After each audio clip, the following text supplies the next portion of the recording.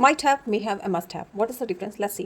Is the past tense form is all of and smallest possibility and possible and almost certain. यानी कोई शायद ही and possibility and जरूर. Okay. Subject may and might, must have and verb की third form. She may have gone. यानी यहाँ पे third form ही use होगी. Remember. For example, he might have eaten. Okay. यहाँ eat का प्रयोग नहीं किया है. Eaten.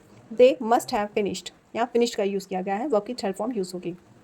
एंड मे हैव का यूज़ हम कब करेंगे? Use when the something was possibility in the past but you are not sure. आप श्योर नहीं है, ओके, लेकिन पॉसिबिलिटी है. She may have finished miss the bus. उसने अपनी बस को मिस कर दिया होगा. Maybe it happened and maybe not and uncertain. Okay. And इस सेंटेंस को हम कैसे बनाएंगे मुझे कमेंट बॉक्स में जरूर बताइएगा. He have hardly talk to me. उसने कभी मुझसे बात करी ही होगी. Okay.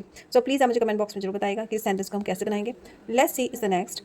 Might have is more possibility. जब हम कब यूज़ करेंगे? Use for a weak of the possibility in the past. यानी sounds too little less certain than and might have. So might have के साथ हम क्या करेंगे? Past participle. Okay. He might have forgotten the meeting. यहाँ भी third form ही use होगी. माइट हैव के बारे में बात करें कि शायद वह मीटिंग भूल गया होगा. ही might have forgotten the meeting. Okay. अब हम बात कर लेते हैं यहाँ पे स्मॉल पॉसिबिलिटी, जैसे कि मैंने आपको बताया. ओके. एंड यहाँ पे पॉसिबल है, यहाँ पे जरूर है. अब हम मस्ट हैव के बारे में बात करेंगे. Must have use when the you almost sure. आप श्योर है उस चीज़ के लिए. Happened in the past structure में आप बिल्कुल श्योर हैं. ठीक है. मस्ट हैव के साथ हम participle and they must have reach home by now. वे अब तक घर पहुँच गए होंगे. Okay. They must have reached home by now. Okay. So इस तरीके से हम सेंटेंसेस बना सकते हैं. और if this video some helpful so please don't forget to subscribe this and thanks for watching. And अगर आपका इससे कोई रिलेटेड कोई डाउट हो तो आप मुझे कमेंट कर सकते हैं और इसका आंसर देना बिल्कुल मत भूलिएगा कमेंट बॉक्स में. Thanks for watching. He have hardly talk to me. इस सेंटेंस को हम कैसे बनाएंगे आप मुझे कमेंट बॉक्स में जरूर बताइए.